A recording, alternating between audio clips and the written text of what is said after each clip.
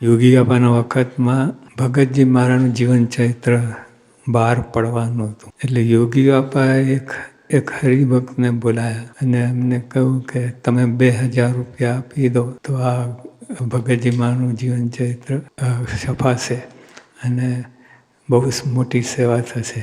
અને થોડી આનાકાની કે પણ ના પાડી દીધી. યોગી બાપાને ના પાડી દીધી. હવે અને એટલો ખર્ચ તો રસોઈ આપવામાં થતો હતો, પણ એમને સમજ ના પડી. પછી તો બીજા હરિભગત બધા 10 હરિભગત તૈયાર હતા. એટલે એમને તો બાપાએ એમને કહ્યું તરત હા પાડી દીધી. પણ ઓલા હરિભગત સમજ્યા નહીં. તો જો આપણે આ 15 પાઉન્ડ છે, 15 પાઉન્ડ તો ક્યાંય વેરાઈ જાય છે, ખબર ના પડે. પણ આમાં દ્રષ્ટિ નાખવા છે કે આપણે આ વસાવો આટલું કિંમતી ગ્રંથ છે, મહારાજનું મહિમા છે અંદર. બીજો બધો કચરો ભેગો કરીએ. આપણે અમેરિકામાં તત્વજ્ઞાની આવ્યા હતા, એમને કહ્યું કે 90% જે સાહિત્ય વાંચીએ છીએ આપણે બધું બુદ્ધિ ભ્રષ્ટ કરે એવું છે જાહેરમાં બધે ઓથેન્ટિકલી, અને 9% તો બધું જે છે. અને આ 1% વાળી વાત, આ પરમ તત્વ લખી છે 1% વાળી વાત છે. એ તો મહારાજનું મહિમા, મહારાજનું અધિકાર્ય અને મહારાજે તત્વજ્ઞાન સંક્ષિપ્તમાં બધું બહુ સારી રીતે લખ્યું છે. એટલે વસાવું તો ખરું પણ વાંચવું ખરું અને ઘરા જેવું છે. શ્રી હરિએ બાપુભાઈના દરબારમાં મચ્છાઓમાં વાત કરતા કહ્યું. મચ્છાઓ તો બધું બહુ મોટું પ્રકરણ છે. ફૈબાનું મહારાજને પાછા પડ્યા એવા ભક્ત હતા. એટલે ત્યાં મહારાજ વાત કરે છે, ત્યાગી અને ગ્રહી હરિજનોએ પરસ્પર એકબીજાનું હિત ઈચ્છવું. સીધી સાદી વાત છે, પણ તત્વજ્ઞાન છે. આપણને ખબર ના પડે તત્વજ્ઞાન છે. આ સામાન્ય પણ આપણે બોલતા હોઈએ છીએ, પણ મહારાજના મુખમાંથી નીકળ્યું તત્વજ્ઞાન, વેદવાણી. ત્યાગી અને ગ્રહી હરિજનોએ પરસ્પર એકબીજાનું હિત ઈચ્છવું. જો બધું ઘણું બધું આવી જાય છે, એકબીજાનું હિત ઈચ્છવું. એટલે અને આ એક વાતમાં તો એકાંતિક થઈ જવાય. એકબીજાનું હિત ઈચ્છવું. જે હરિભક્તનું હિત ઈચ્છે તે સમાન કોઈ હરિભક્ત નથી. જો પછી મહારાજે તો ખાલી આજ્ઞા નથી કરી. મહારાજે કહે જે હરિભક્તનું હિત ઈચ્છે, જે હરિભક્તનું હિત ઈચ્છે તે સમાન કોઈ હરિભક્ત નથી. મારે સર્ટિફિકેટ આવે. એટલે આપણે અહીંયા ડખો થાય છે. ભગવાન અને સંતમાં તો વાંધો આવતો નથી, પણ હરિભક્તને અંદર બધું પ્રશ્ન રહે છે, પ્રોબ્લેમ રહે છે. એટલે એ દૂર કરું. હરિભક્ત એ ભગવાનને તુલે આવે. હરિભક્તનું હિત ઈચ્છવું અને એ સમાન કોઈ હરિભક્ત નથી. કેટલી સરસ વાત કરી. આપણે બધું કરીએ છીએ, કરવાનું છે, તિલક ચાલો પૂજા આ બધા, પણ આ વાત રહી જાય છે. અને 2 વાત કરવાની છે. હરિભક્તનું હિત ઈચ્છવું એ કરું અને તિલક ચાલો પૂજા પાઠ એ કરું. નહીં તો આ એક કરીને બીજું મૂકી દે, બીજું મૂકીને આ એક મૂકી દે, એવું નહીં. પણ આ તો આ સરસ ઉત્તમ વાત છે. મહારાજને ગમતું છે. મહારાજ કે તે સમાન કોઈ હરિભક્ત નથી. મહારાજ સર્ટિફાઈ કરે છે. તો આ સર્ટિફિકેટ લેવા જેવું છે. અને થોડુંક જ દ્રષ્ટિમાં ફેરફાર કરે એટલે આવી જાય. આપણે દિવ્ય દ્રષ્ટિ રાખવાની છે.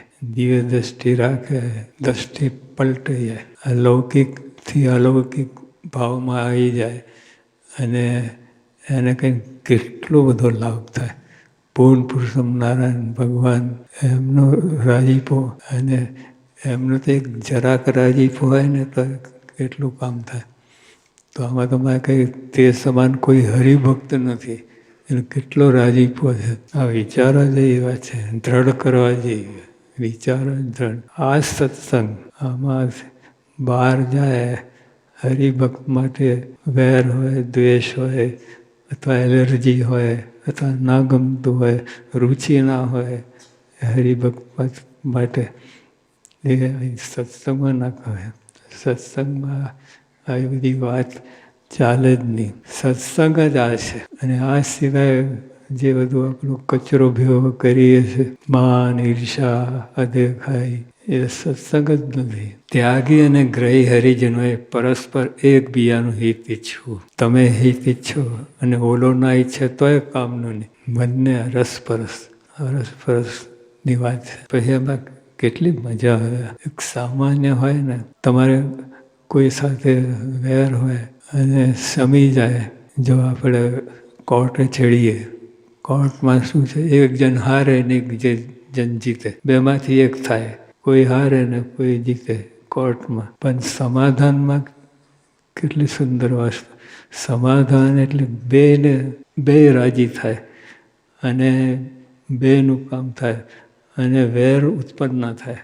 ઓલા કોર્ટમાં તો એક જણને વેર થાય, એક જણને, બે જણને અરસપર વેર થાય.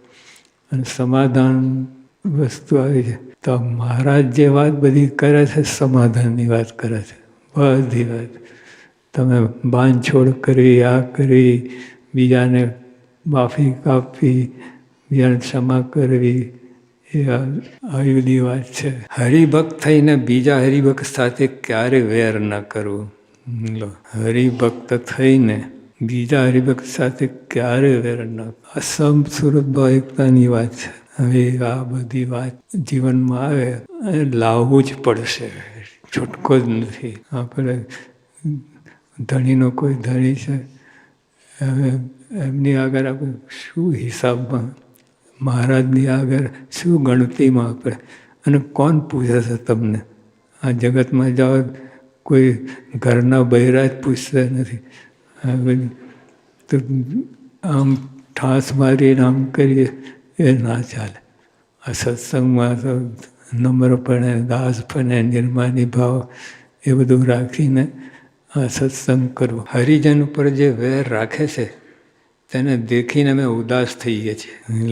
ભગવાન પૂર્ણ નારાયણ, આપણે સગરામ ભાંગરી, એના કૂવામાં મહારાજ એન્ટર થયા રાતના 2 વાગે. ઓલા બાજુમાં શેઠિયાનું ઘર હતું, ત્યાં મહારાજ ત્યાગ કરીને અને સગરામ વાઘરીના ઝૂંપડામાં પ્રવેશ કર્યો. અને તો કેટલો બધો આનંદ થયો. એટલે આવા ભગવાન જેને રાજી કરવાના છે, એમને ઉદાસ કરવા ક્યારે મળ્યા નથી. ક્યારે મળ્યા નથી. પહેલી વાર આ ભગવાન મળ્યા. અને એટલે ગુરુઓ આપણને મળ્યા, ગુણાતીત ગુરુઓ મળ્યા. એ બધા એમને રાજી કરવા. હરિભક્ત થઈને બીજા હરિભક્ત સાથે ક્યારે વેર ના કરવું. હરિજન ઉપર જે વેર રાખે છે તેને દેખીને અમે ઉદાસ થઈએ છીએ. અંદર તમારો મામલો છે અને ભગવાન ઉદાસ થાય છે. કેવું કે તમારે બેને ખટપટ હોય, કંઈ ગમતું ના હોય, અરુચિ હોય, એ બધું, અને ભગવાન ઉદાસ થાય છે. શોર્ટ ત્યાં ભગવાન લગાવે, અને કેટલો શોર્ટ લાગે છે. ફ્યુઝ ઓફ, એટલે મેઇન ફ્યુઝ ઉડી જાય એવો શોર્ટ લગાવે. ઉદાસ થઈએ છીએ. ભગવાનને રાજી કરવાની વાત છે, ઉદાસ કરવાનું શું સમજ્યા આપણે? તો જો મહારાજ કહે છે આટલી જ વાતથી ઉદાસ થઈએ છીએ, આટલી જ વાત, વધારે ધર્મ નિયમ લોકપાની બધી બીજી વાત નહીં, એ તો છે જ. પણ આમાં હરિજન ઉપર જે વેર રાખે છે, આ સત્સંગમાં તો આ લોકમાં નથી હોતું. સજ્જન પુરુષો હોય, સજ્જન, એ કોઈ દિવસે આવી વેર રાખતા નથી, ક્ષમા કરે. અને આપણે સાયન્સ અત્યારે ડિક્લેર કરે છે ફોરગીવ એન્ડ ફોરગેટ. એમાં ઓલાને તો જે થાય, પણ તમને પરમ શાંતિ થાય ફોરગીવ એન્ડ ફોરગેટમાં. તો જે મહારાજ એ બધી વાત કરે, તો આ સત્સંગમાં વેર રાખે કેટલી નીચ કોટીની વાત. સત્સંગમાં વેર, અને મહારાજ તરત જ ફળ આપે. તેને દેખીને અમે ઉદાસ થઈએ છીએ. આવો જે હોય કોઈ સત્સંગી માટે કોઈ બીજા સત્સંગીને વેર હોય તો મારે કે અમે તરત ઉદાસ થઈએ છીએ, તરત. અન્ન વસ્ત્ર સન્માન તથા દેહ સુખને માટે અમે ક્યારે ઉદાસી થતી નથી. આ અમારી પ્રકૃતિ છે. બીજા મહારાજે પોતાની સગવડ માટે ક્યારેય ઉદાસીનતા આવી નથી. પણ આપણે હરિભક્તો અંદર આવી રીતે વેર રાખે એમાં કે અમે ઉદાસીન થઈ છે. યોગી આપા છે ને અમદાવાદ હતા અને બે હરિભગતને જામેલી અને કોઈ દિવસ સમાધાન કરે. પણ યોગી આવે તો એમને બોલાયા અને પ્રયત્ન કર્યા. 2.5-3 કલાક બેઠા તો યોગી બાપાને 2.5 કલાક કાઢ્યા બધા લોકો અને બે કામ તો થયું નહીં. એટલે બે જણને સ્વામી સમજાવવા જાય એકદમ પાસે છટકે પછી સમજાવવાનું આપણે સમાધાન થાય એવું લાગે, છટકે પછી માંડ 2.5 કલાકે પોતે માન્યા. તો મારે કહે જો સામસામા દંડવટ કરી લો, સામસામા દંડવટ કરી લો. બધા દંડવટ કરતો હતો. એક હરિભગત કે આ તો બાપા કહે છે ત્યારે એટલે દંડવટ કરું, નહીં તો તને દંડવટ કોણ કરે? બધું ધોઈ ગયું. મહારાજ મારો હાથ પકડીને યોગી બાપા હાથ પકડી ઊભા થયા. બાપા યોગી બાપા કહે તલમાં તેલ નથી. આવી ઉદાસીનતા સ્વામી એટલે શું સમજાવે? સત્સંગમાં તો સમાધાન અને આવી તરત ઉકેલ લાવી દેવો, લાંબુ ચલાવવું નહીં, વેર ભાવ તરત એકદમ. અને આપણે સમાધાનની વૃત્તિ જ રાખી કે કોઈ ઓલા કે 7 જન્મે જોઈ લેશે, હવે આવે વૃત્તિ સમાધાનની વૃત્તિ રાખી. આપણે કોઈ પણ પ્રોબ્લેમ થયો કંઈ તરત સમાધાન થઈ જાય અને બાપાને રાજી પર લઈ લઈએ એ રીતે મનમાં વૃત્તિ રાખવી. સૌનો મોક્ષ કરવો તે અમારો સિદ્ધાંત છે. જો હા એ વાત છે. સૌનું મહારાજ તમે મોટર ગાડી બંગલો આપવા નથી આવ્યા. મારે કહીએ તો ચૂસણી છે, આપે છે, નથી આપતા એવું નહીં.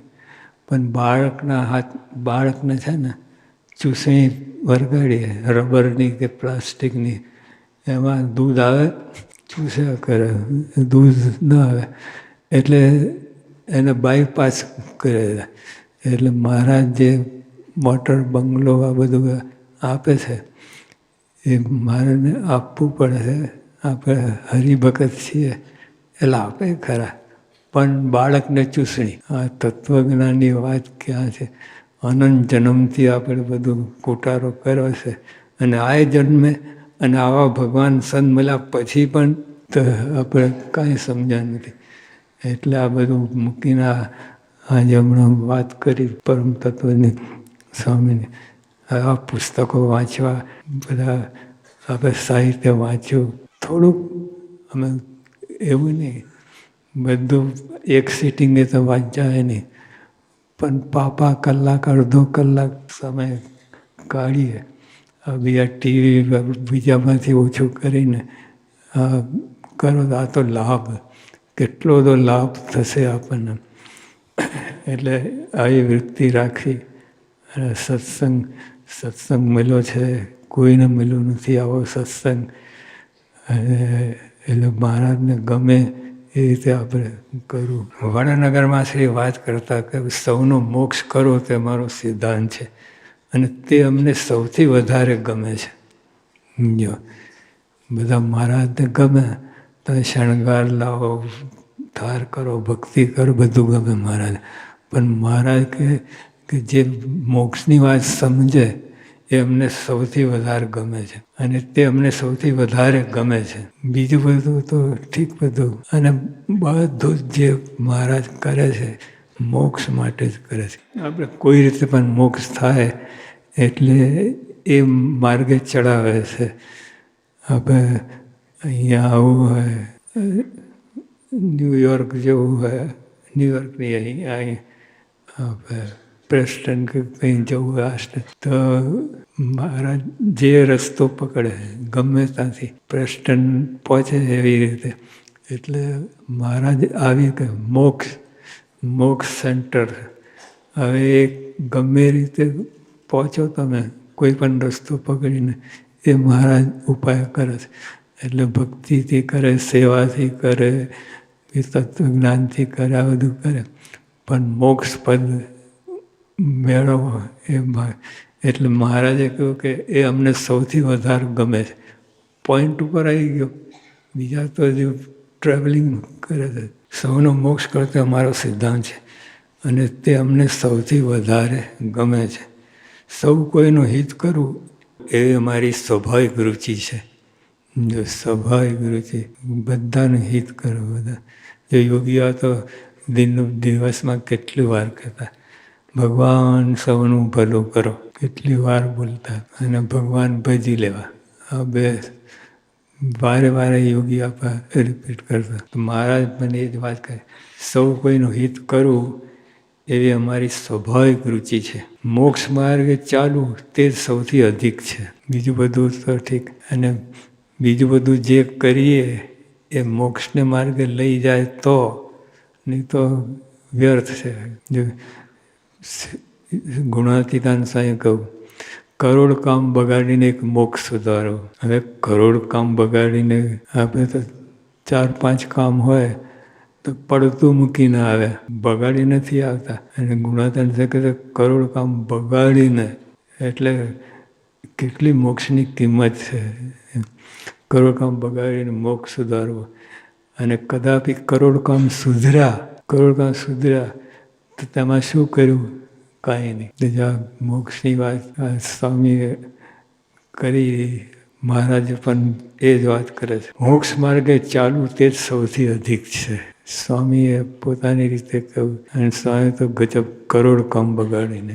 આપણે રોજ 300 કામ હોય ને નવા, બીજે દિવસે બીજા નવા, ત્રીજા નવા, 300 તારે આખી જિંદગીમાં કરોડ કામ લગભગ થાય. તો રોજ બગાડવાનું, 300 કામ બગાડવાનું રોજ, તારે કરોડ કામ બગાડે એવું છે. તો જો હવે ભગવાનનો વિશ્વાસ આવે ને કામ થઈ જાય. બાકી વિશ્વાસ ના હોય અને ભગવાન તો કયા કરે, આવું તો કેટલું બધું છે, આપણે શું કરવું એવું બધું ઉદાસીનતા ના લાવી, દુર્લક્ષ ના સેવું. ભગવાન મળ્યા છે એમના સામે જ દ્રષ્ટિ રાખવાની છે. મોક્ષ માર્ગે ચાલુ તે સૌથી અધિક છે. બધાનું હિત થાય એમ જ અમારી ઈચ્છા છે. જો બધાનું હિત થાય એટલે મોક્ષ. તમે મોક્ષની વાત સમજો, અને એટલે મોક્ષની વાત અક્ષર ને પુરુષોત્તમ સિવાય કોઈ આપી શકે નહીં મોક્ષ. એટલે એ વાત સમજવી તો આપણને મહારાજનો સ્વામીનો મહિમા સમજાશે કે આ ઉત્તમ જે વસ્તુ છે એ મહારાજને સ્વામી સિવાય કોઈ આપી ના શકે, કોઈને. મોક્ષની વાત બીજા બધા જે કરે છે એ પોતપોતાની રીતે બધું કરે, પણ એ માયિક છે બધું. માયિક તંત્રમાં ગણાઈ જાય, ખેંચાઈ જાય. અને આ મહારાજની વાત જો એટલે આ મોક્ષ માર્ગ સમજીએ આપણે, તે ઉપાસનાની વાત સમજાય કહેવાય એવી છે. સહજાનંદ સ્વામી મહારાજ.